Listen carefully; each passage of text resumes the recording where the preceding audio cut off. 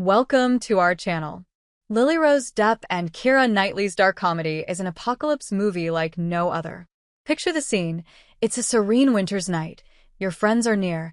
The fire is glowing, and at the end of the night you all know you are going to die. That is the case in the dark comedy Silent Night, as a group of friends attempt to celebrate together whilst they ignore the looming reality of doomsday. Although the movie is set over the Christmas period, aside from a few scattered Michael Bublé songs, it really doesn't feel all that festive, so it is perfect to watch when you have the winter blues.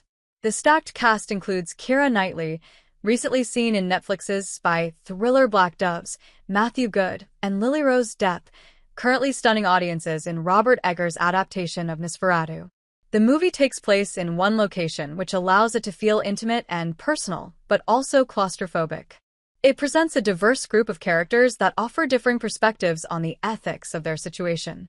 On the surface, it is a morose thriller that uses uncomfortable humor to balance the mood, but at its core, Silent Night is a character study looking at how people deal with the unthinkable.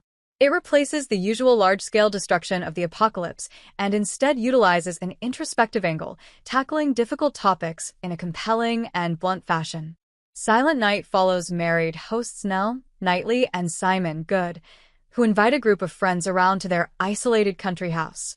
However, all the festivities are tinged by the knowledge that, at the end of the night, they all intend to take suicide pills given to them by the government in order to stop the poisonous gas rolling in from killing them. All set over a single night, this apocalyptic thriller has a real-time feel to it that makes it feel disturbingly voyeuristic. As a viewer, you feel every inch of tension at the same intensity as the characters. Silent Night manages to take this vast concept and focuses on the small-scale impact through one household. Yet, through the use of having friends reuniting as opposed to family, different perspectives are represented. Despite the small cast, the movie covers every response to the pills provided to the general public, from the implication that the homeless haven't been given the pill, to whether it is morally wrong to take the pill when pregnant. The movie is so self-aware of its polarizing subject matter but utilizes this as a strength to offer dialogue about challenging topics. The imminent doomsday naturally creates an ominous mood, but the character dynamics also add to this uneasy tension, with many of them avoiding the reality, leading to unnerving hostility in their interactions. The dialogue feels emotional and weighted despite the trivial topics of conversation. In one sequence, the group is discussing their school days, with confessions of attraction and relationships uncovered. Individuals get visibly upset at these revelations, but there is the sense that their emotions come from a much deeper fear of the end times, yet no one ever really confesses this. Every reaction feels way more heightened than necessary, which only adds to the turbulent mood. Everyone is so hysterical because, this time, it's literally the end of the world. Most of the characters are self-indulgent and dogmatic. They believe what the government has told them, so they will take the pills at the end of the night. However, the younger cast members offer important nuance and represent the future.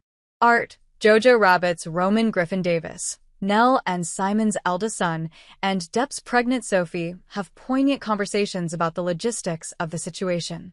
Art feels as though decisions are being made for him, and Sophie's desire not to take the pill enables him to grapple with taking autonomy over his decision. At the beginning of the movie, Art is a compliant and polite child, doing what he can to help with the party. Yet, this conversation offers a shift, and Davis shows a change in tone through his facial expressions and his short outbursts of hurt, such as the triviality of receiving presents he will never play with. He is a stark contrast to the adults in the situation and encourages the audience to be self-reflective about what they believe and how they would act in such a dire situation. Watching him decode the reality of the situation, but lack any real agency to help due to his age and position, is heartbreaking.